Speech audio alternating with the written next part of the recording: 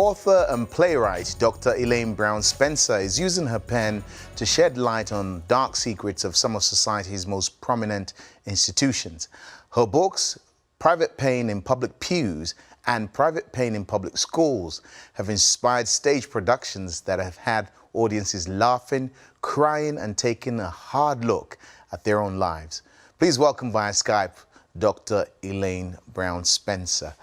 Welcome to the show. Welcome. Thank you very much. Thank you.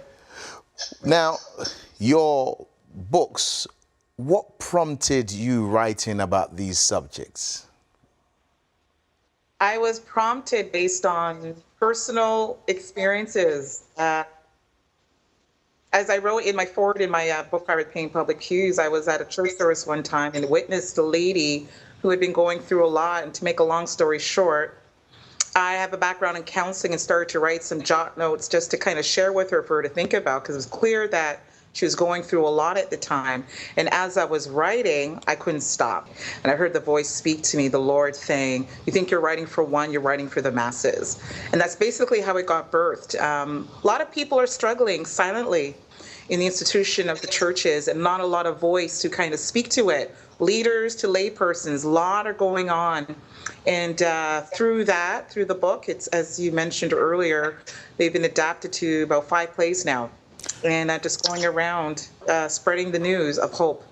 Now, it seems these things you write about, because you're in Canada, but these things seem universal, because the first time I met you was in the radio studio in London, and you brought the play to London, and it was such a hit with the London crowd as it had been in Canada. Why is it that we're so bad in church, or it seems we're so bad in church in dealing with these subjects? You know, I think it has a lot to do with that false perception of weakness, right? Like the church is, everyone is perfect, everyone's lives are perfect, and dare you let someone know that, no, I'm struggling silently. And I think that when you can dramatize truth, reality, and juxtapose it with comedy and drama, you have a very powerful representation of what's going on. And I think we've just tapped into something where people can get a breath of fresh air to say, let's be real. Let's have some real talk, have some fun, but also let's think hard about what do we do next about people silently struggling in churches. Now, Doctor, that sounds wonderful. Let's be real. And you hear it all the time. Let's keep it real. But really, how ready is the environment for me to talk about my weaknesses, for me to talk about my past experiences, be it, you know, I've been in prison now. How really ready are we in our churches for that? Well, I would say we're more ready than we were, that's for sure. And I think this is why you're seeing people who are speaking out on things that have happened to them 10, 15 years ago. Why? Because someone started talking about it and talking about it consistently. It's like the pressure cooker, right? If you let pressure build to a point, the lid is going to pop open. And, you know, and to prevent that, I think persons like myself and others who are putting it in people's face to say, we cannot live the facade. And safety is about how we are going to be willing to deal with broken souls. That's the mission of the church. Jesus is concerned about people's healing. And if we're really about the kingdom, we have to start thinking about those who are in need of help. And I think we have to continue to ask the questions, continue to do the plays, write the books, speak it, preach it, in whichever way we can, teach it, and let people know that we are going to create those safe places. We do have to be careful, clearly, about what we say and where.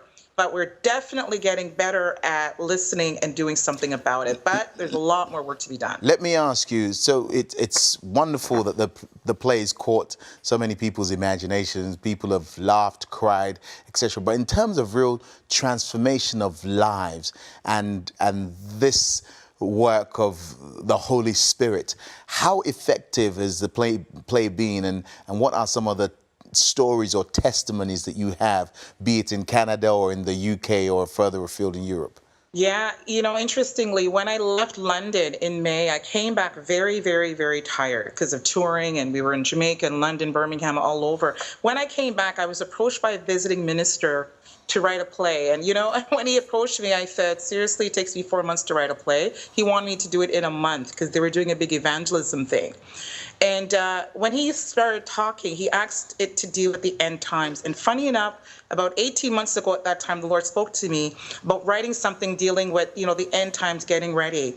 Well, miraculously, supernaturally, the Lord helped me to write that play. We had almost 700 people show up in 4 weeks, defied every marketing strategy of promoting shows. And out of that show, people got saved, backsliders came back to God, and mothers calling me about daughters who were astray, who came to that show, who are now telling their friends, I got to change. The name of that play is called Change. I got to change. And young men who, barely come to church came with their friends, and it was phenomenal. I couldn't believe it. Because usually, like I said, my big productions, 3-4 months, launch it, everything. And in 4 weeks, this is what the Lord was able to do. So there's this huge transformation that is able to, through the scripted word, dramatize to let people know about the reality of the time. So I'm really honored and blessed of what the Lord is doing. And those calls keep coming in, the emails, everything. From Doc, let me, change to all the forgive me, other let me interrupt you because our time is almost done. Because I'm thinking of a local church who don't do the big productions you do, who are keen to use the creative arts to reach out to young people and to others. Where do we start from? Because sometimes our plays in church are so dire, really, we should put a DVD on. But where do we start from in our local assembly to create an effective play or effective sketch? You have to start with the gifting. I'm telling you, they're in every assembly. The gifting of arts, you'd be shocked. Those young people, this generation, has been tasked, I believe, and gifted in the artistic.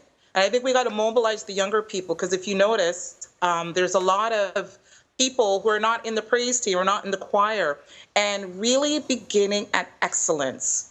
Bringing that script together, mobilizing with those who have done plays before. This is exactly what I'm going to be doing with Cleo Productions, is working with local assemblies as well to get this thing where it needs to go. Because it does take some expertise, but the Lord can do it. He could work through any vessel. Doctor, thank you so much for speaking to us. Hopefully we'll have some more time with you to talk some more. Maybe you can tell us step by step how my church can get a better production on. Thank you so much.